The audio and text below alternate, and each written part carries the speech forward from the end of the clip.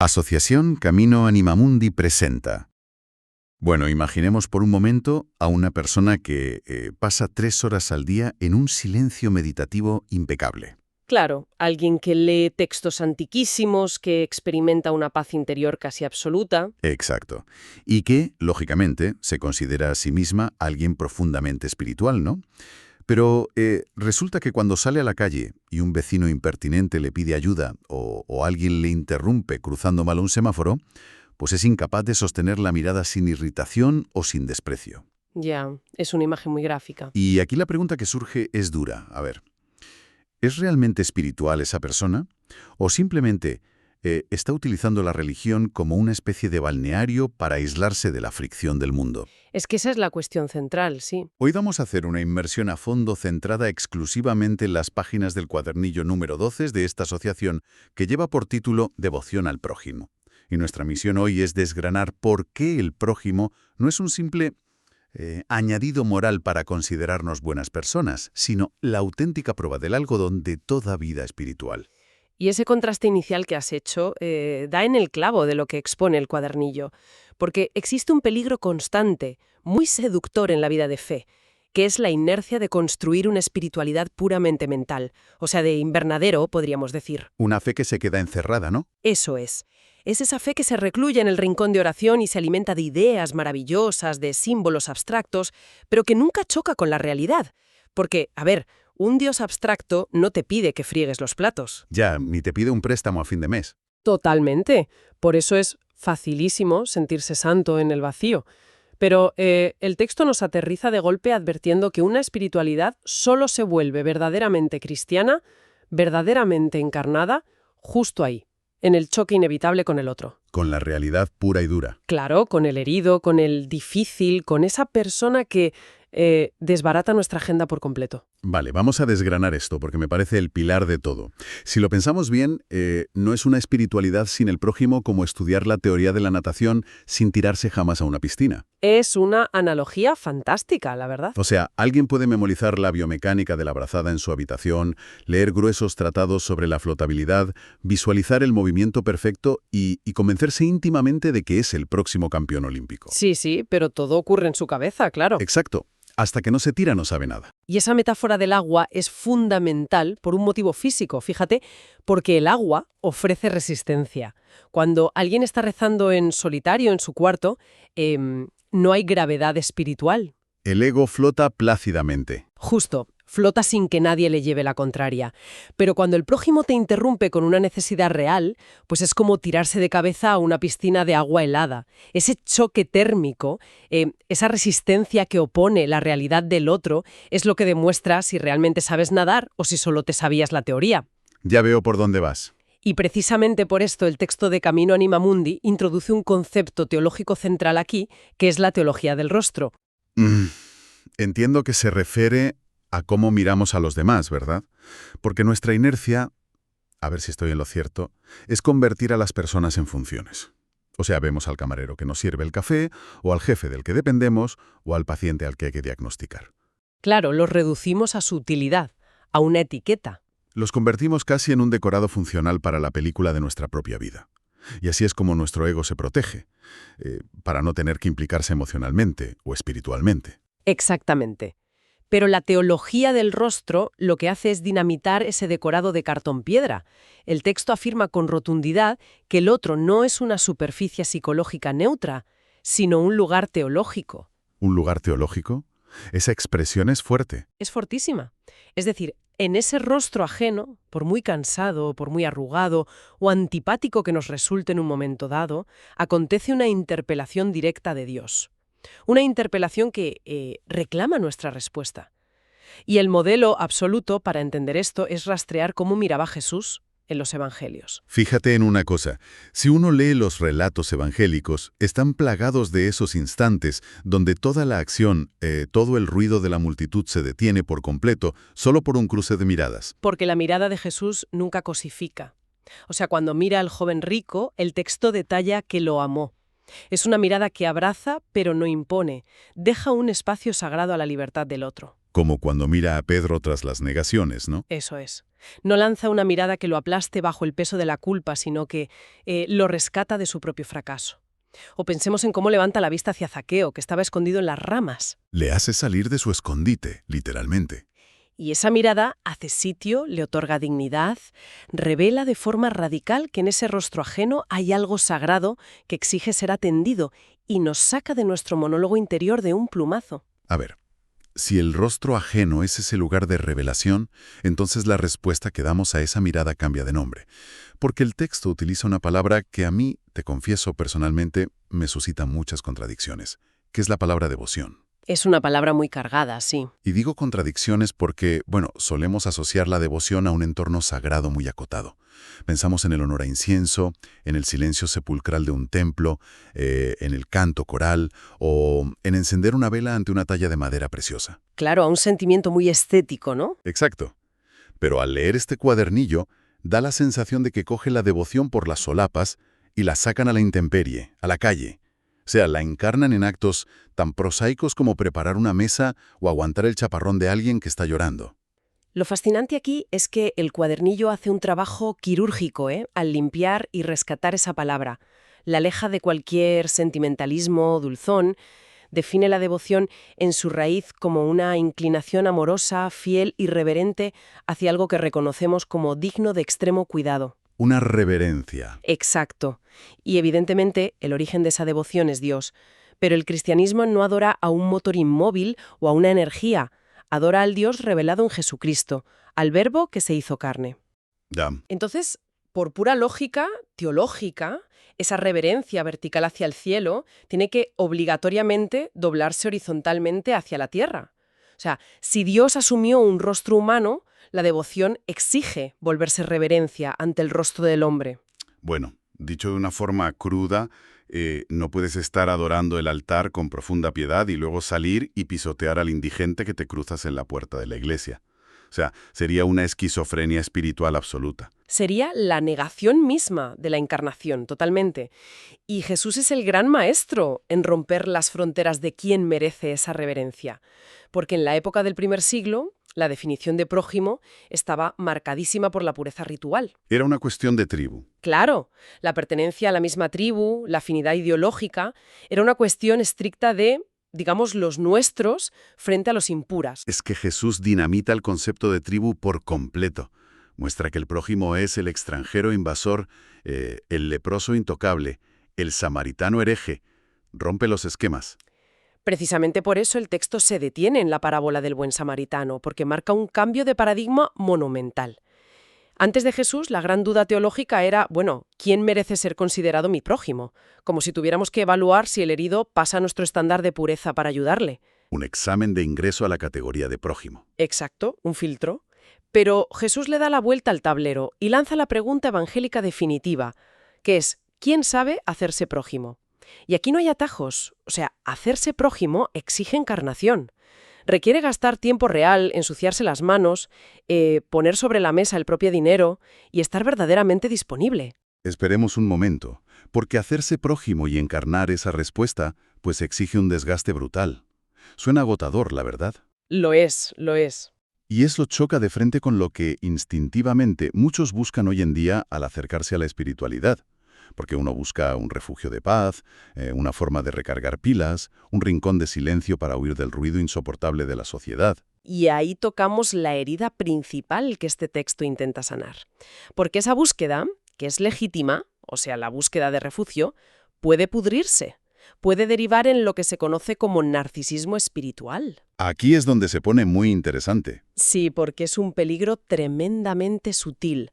Consiste básicamente en utilizar las prácticas de fe, los retiros o el ayuno como un gimnasio para engordar el propio ego. Es tremendo, porque entonces quien cae en esto reza mucho, lee textos profundos, quizá hace obras de caridad. Pero en el fondo... Eso, en el fondo solo está buscando admirar su propio reflejo en el estanque. Evalúa cuánta paz siente, qué puro se mantiene frente a los demás, cómo avanza en su particular carrera de santidad. Justo. O sea, convierte a Dios en un mero proveedor de experiencias místicas y a la fe en un circuito cerradísimo del yo. El sujeto busca a lo divino, sí, pero de un modo narcisista. Y es justo aquí donde el prójimo real, el de carne y hueso, no la abstracción solidaria de un anuncio de televisión, actúa como el gran corrector. Es el antídoto providencial. Porque el prójimo verdadero suele llegar siempre en un mal momento. Siempre. Desconcierta nuestros planes, reclama atención, huele mal o sencillamente agota nuestra paciencia porque no sabe callarse. Te revienta esa agenda de tranquilidad y paz mental que te habías montado estupendamente para la tarde. Y bendita interrupción, fíjate. Esa demanda inoportuna del otro es lo que rompe el circuito cerrado de nuestra autoobservación. La devoción al prójimo, que propone Camino Anima Mundi, no viene a destruir o a menospreciar la vida interior. Sino a salvarla. Viene a salvarla de sí misma, viene a purificarla, vaciando la oración de nuestra autoimportancia para que deje de ser un acto de vanidad. Si después de una hora de meditación profunda no hay un empuje real hacia la paciencia o el servicio concreto con quien tienes al lado, es que esa meditación sigue atrapada en el espejo. Ojo con esto. Déjame hacer de abogado del diablo por un momento, porque llevar esto a la práctica, abre una puerta muy resbaladiza. A ver, cuéntame. Si planteamos que el prójimo siempre tiene prioridad y que su interrupción o su necesidad es sagrada, ¿no corremos el riesgo de anularnos por completo como individuos? Entiendo por dónde vas. Pienso en el peligro real de dejarnos devorar por personas tóxicas, de tolerar dinámicas de abuso evidente o de, no sé, borrar nuestros propios límites vitales simplemente para calmar nuestra conciencia y sentirnos buenos cristianos. ¿Dónde queda la propia dignidad ahí? Esto plantea una pregunta importante. Es una objeción fundamental, indispensable, diría yo. Y el cuadernillo la aborda con una lucidez tremenda acuñando el concepto de amor con forma. Amor con forma, vale. Sí. La verdadera devoción, la verdadera caridad cristiana, no es una papilla emocional donde todo vale. Necesita una estructura vertebral. Si volvemos a mirar a Jesús como la vara de medir absoluta, vemos a alguien que se compadece hasta las entrañas del dolor de las multitudes. Pero, ¿qué acto seguido, eh? Es capaz de subirse a una barca y alejarse o de retirarse a la montaña a rezar completamente solo. Exactamente. Sabe decir que no. Tiene un centro sólido que no cede ante el chantaje emocional o las exigencias desmedidas de la masa. Sabe decir que no y sabe confrontar la mentira frontalmente. Pero ojo, sin necesidad de humillar al que tiene delante. El texto nos advierte sobre una trampa muy contemporánea que es la falsa compasión fusional. Suena un poco técnico. ¿Qué es exactamente? Puede sonar técnico, sí, pero lo vemos a diario. Es la actitud del salvador compulsivo. Aquella persona que ve a otro sufrir y, en lugar de ayudar manteniendo una distancia respetuosa que permita respirar, pues asume el problema ajeno como si fuera propio, borra los límites de su identidad y acaba generando una telaraña de codependencia destructiva. Claro, y terminan ahogándose los dos por falta de oxígeno. Pierden el centro por completo. Y esa falsa compasión sin límites puede ser tan devastadora como su polo diametralmente opuesto, que es la dureza doctrinal. La rigidez fría, no. Esa rigidez que protege a capa y espada un ideal abstracto de verdad teológica, pero que en el camino, es capaz de pisotear y destruir rostros concretos. Ninguna de estas dos posturas sirve verdaderamente al logos. Ni la fusión sin límites ni la dureza sin corazón. Eso es. La madurez cristiana consiste en el arte finísimo de unir una verdad irreductible con una ternura absoluta. El amor con forma no humilla al otro con verdades lanzadas como piedras, pero tampoco se disuelve en el desorden vital del prójimo. Entendido. Entonces, ¿qué significa todo esto en la práctica? Asumiendo que el amor requiere esta estructura de contención y no es solo dejarse pisar, necesitamos aterrizarlo aún más. ¿Cómo se traduce esta devoción estructurada al rostro en nuestras acciones más diminutas, más cotidianas? Pues el librito desgrana 3 aplicaciones maravillosas que bajan toda esta teología al asfalto. La primera de ellas es la hospitalidad. Y cuidado, no la define como ser el anfitrión perfecto que saca la vajilla cara en una cena de gala. Ya, no hablamos de protocolo. Para nada. Se refiere a la capacidad de crear lo que denominan un espacio respirable. Es acoger a la persona que llega a ti sin abalanzarte sobre ella para emitir un diagnóstico rápido sobre lo que le pasa en su vida. Fíjate, quiero darle una vuelta a eso que acabas de decir, porque creo que damos en el hueso de la enfermedad de nuestra época. Sí, dímelo. Vivimos obsesionados con la eficiencia.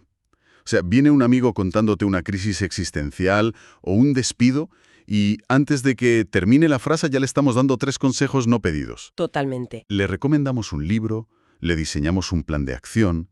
Es como que nos genera tanta ansiedad sostener la vulnerabilidad ajena que intentamos arreglar al otro rápido para quedarnos tranquilos nosotros. Es que esa ansiedad por resolver ahoga por completo a quien sufre. A veces, la verdadera hospitalidad encarnada consiste simplemente en ofrecer una presencia firme y sin prisas. Permitir que el otro simplemente sea, que exista frente a ti, sin exigirle aperturas íntimas prematuras ni soluciones mágicas. Darle espacio, sin más. Exacto. Y esto nos lleva, orgánicamente, a la segunda aplicación, que es el trato hacia el rostro herido. ¿A qué escenario se refiere exactamente con lo del rostro herido? Pues a los momentos de fragilidad extrema. Hablamos de una enfermedad crónica, la vulnerabilidad de la vejez, una depresión severa. Frente al sufrimiento crudo, la devoción verdadera renuncia a convertir el dolor en un espectáculo o en una lección moral. Ya. A veces, el amor aquí toma la forma de un cuidado corporal muy humilde, rudo y concreto. O sea, limpiar, dar de comer, cambiar unas sábanas. Cosas muy físicas. Muy físicas. Y otras veces exige una permanencia fiel y silenciosa. Consiste en resistir la tentación arrogante de explicarle a quien sufre por qué Dios está permitiendo su dolor, soltando frases hechas de consuelo que en realidad, pues, hieren más. Es que eso de las frases hechas y de saber callar enlaza a la perfección con la tercera aplicación.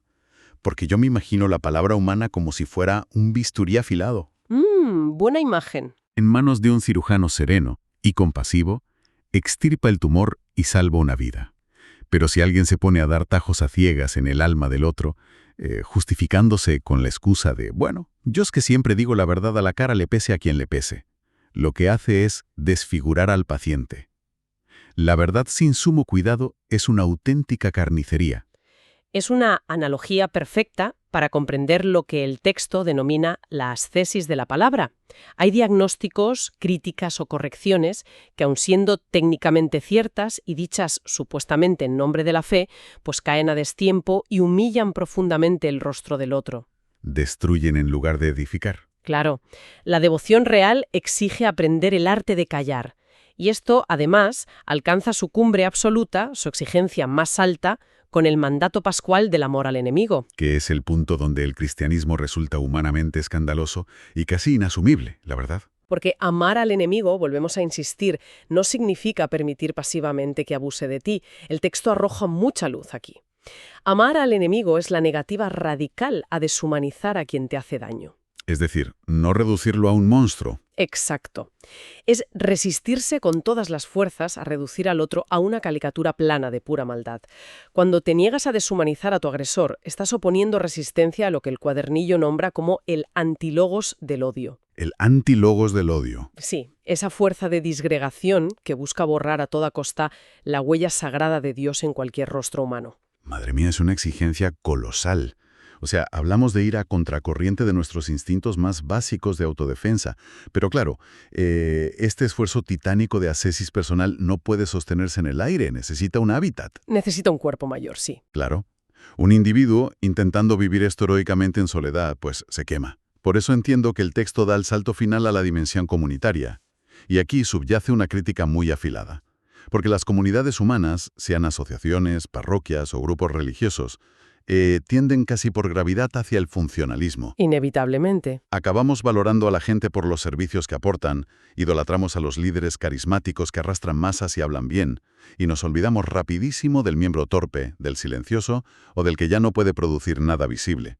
Entonces, ¿cómo se evita que un grupo cristiano se convierta en una mera empresa de servicios espirituales? Si conectamos esto con el panorama general del texto, la respuesta pasa por cultivar intencionadamente lo que Camino Anima Mundi define como una cultura comunitaria del rostro. No basta con tener buenas voluntades a nivel individual, la propia estructura organizativa del grupo debe diseñarse para proteger la debilidad. Estructuras que protejan al débil. Eso es. Y esto se construye con prácticas casi imperceptibles pero profundamente evangélicas. Por ejemplo, repensar cómo se acoge a alguien nuevo que llega al grupo, haciéndole un hueco real, sin intentar absorberlo, sin exigir que se amolde inmediatamente a la jerga o a las dinámicas del grupo. Acogerlo sin meterlo en una trituradora para que salga con el molde de la comunidad, vaya. Justamente. Otro ejemplo es la forma de sostener el canto en las celebraciones. Vivirlo como un acto genuino de comunión de voces y no como un concierto encubierto para el lucimiento de unos pocos solistas. Se trata, en definitiva, de cultivar una paciencia enorme para permitir que coexistan ritmos vitales y espirituales diferentes. Asumiendo que no todos tienen que caminar a la misma velocidad de crucero, claro. Exacto. Cuando una comunidad vigila y cuida estas pequeñas prácticas, pues deja de regirse por el control férreo de sus miembros o por la fascinación enfermiza hacia un líder, y su espacio se transforma verdaderamente en un refugio del logos, un lugar donde absolutamente nadie es utilizado como un medio para alcanzar un fin. Al final, toda esta exploración nos lleva a comprender que la vida en el espíritu no se mide por la cantidad de experiencias místicas extraordinarias que acumulemos, sino por el grosor de nuestra paciencia y la finura de nuestra caridad en la rutina más ordinaria.